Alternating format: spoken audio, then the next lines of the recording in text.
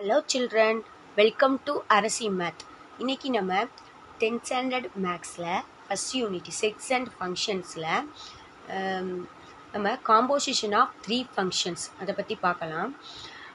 நான் ஏற்கனவே composition of ஃபங்க்ஷன்ஸுங்கிற video இதுக்கு முன்னால் போட்டிருக்கேன், இப்போ நீங்கள் பார்த்துக்கலாம்.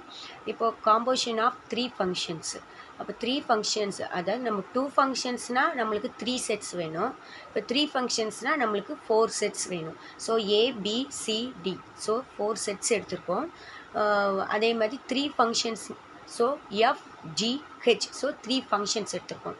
ஸோ இப்போ நம்மளுக்கு F from A to B ஒரு function, G from B to C another function, and H from C to D இன்னொரு ஃபங்க்ஷன். ஸோ டோட்டலி 3 ஃபங்க்ஷன்ஸ் எடுத்துருக்கோம். So ABCD are 4 sets. இப்போ F from A to B and G from B to C and H from C to D. So 3 functions எடுத்துருக்கோம். FGHங்கிறது 3 function. ஏற்கனவே நம்ம composition of ஃபங்க்ஷன்ஸில் 2 functions பார்த்துருக்கோம்.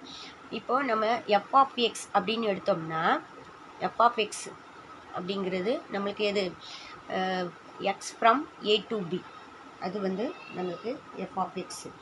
So இப்போ நம்மளுக்கு இதுலேருந்து இது போகிற F, ஏலேருந்து Bயில் போகிறது F, Bலேருந்து சியில் போகிறது நம்மளுக்கு G. ஸோ டைரெக்டாக ஏலேருந்து சிக்கு போகிறத நம்ம GF, இது நம்ம ஏற்கனவே பார்த்துருக்கோம். இப்போ நம்மளுக்கு Bலேருந்து Dக்கு போகிறோம். இப்போ F of X உடைய இமேஜ் இங்கே நம்மளுக்கு என்னதான் இருக்கும், G of F of Xன்னு இருக்கும்.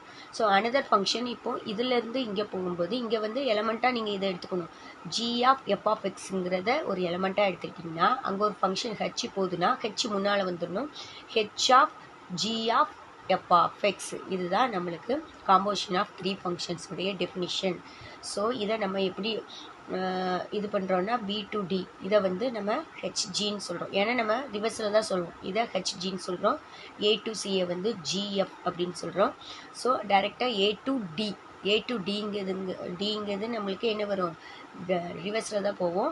HG of F, HG of F, இதுதான் காம்போசிஷன் ஆஃப் 3 ஃபங்க்ஷன்ஸ். உங்களுக்கு புரிஞ்சுக்குன்னு நினைக்கிறேன். நம்ம காம்போசிஷன் ஆஃப் ஃபங்க்ஷன்ஸ்க்கு ABC 3 வச்சு பார்த்துட்டோம். இப்போ இன்னொரு செட்டு காம்போசிஷன் ஆஃப் 3 ஃபங்க்ஷன்ஸ்க்கு இன்னொரு செட்ஸ் எடுத்திருக்கோம்.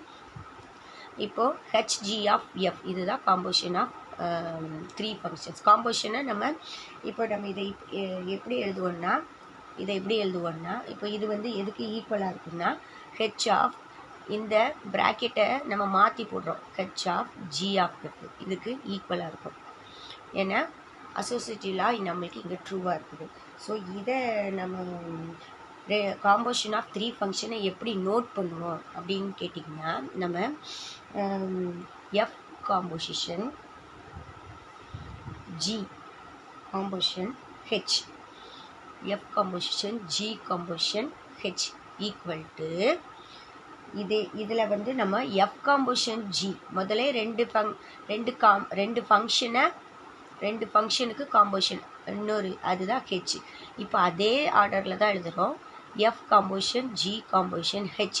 இங்கே FG இருந்ததுக்கு ப்ராக்கெட் இருந்தது. இப்போ இங்கே G F composition of G composition H, இவ்வளோதான். ஸோ இது வந்து என்னது, காம்போசிஷன் ஆஃப் 3 ஃபங்க்ஷன்ஸ். இதுக்கு வந்து நம்ம இந்த 3 ஃபங்க்ஷன்ஸ் வந்து ஆல்வேஸ் அசோசியேட்டிவ் லா இந்த மாதிரி எழுதியிருக்கல்ல, இது எப்போவுமே இதுக்கு நம்ம எக்ஸாம்பிள் பார்த்திங்கன்னா உங்களுக்கு நல்லா புரியும். இந்த மாதிரி இதனுடைய வேல்யூவும் ஈக்குவலாக இருக்கும். F composition G of composition H equal to F composition of G composition H, இந்த ரெண்டுமே ஈக்குவலாக இருக்கும். இதை தான் நம்ம என்னென்னு சொல்கிறோம், அசோசியேட்டிவ் லான்னு சொல்கிறோம். ஸோ இப்போ இந்த அசோசியேட்டிவ் லாவில், அதாவது அசோசியேட்டிவ் லான்னா என்னென்னா, இப்போ ஃபார் எக்ஸாம்பிள் அடிஷனுக்கு பாருங்கள், 2 + 3 + 4 ஈக்குவல் டு அதே தான். பட் ஃபஸ்ட் இங்கே நான் என்ன பண்ணியிருக்கேன், 2 3 ஆட் பண்ணி 5 + 4 ஈக்குவல் டு 9 கிடைக்கும். இப்போ அதே இது தான், ப்ராக்கெட்டை மட்டும் அதே ஆர்டர் தான், 2 + 3 + 4, ஆனால் ப்ராக்கெட் இங்கே இருக்குது. 3 + 4 7, இங்கே 2 இருக்குது. ஸோ 2 + 7 9. ஸோ இந்த லாவை தான் நம்ம என்னென்னு சொல்கிறோம், இது அசோசியேட்டிவ் லா ஃபார் அடிஷன். இது நம்ம ஃபங்க்ஷனுங்கும்போது நம்ம மல்டிப்ளிகேஷன் சொல்ல மாட்டோம், இது வந்து காம்போசிஷன் ஆஃப் 3 ஃபங்க்ஷன்ஸு. ஸோ இந்த 2 வேல்யூ ஈக்குவலாக இருக்கும். இது வந்து always composition of 3 function is always அசோசியேட்டிவாக இருக்கும். தேங்க்யூ ஃபார் வாட்சிங். தயவுசெய்து இதை உங்களுக்கு புரிஞ்சுக்கணும்னு நினைக்கிறேன். தயவுசெய்து லைக் பண்ணுங்கள், ஷேர் பண்ணுங்கள். தேங்க்யூ.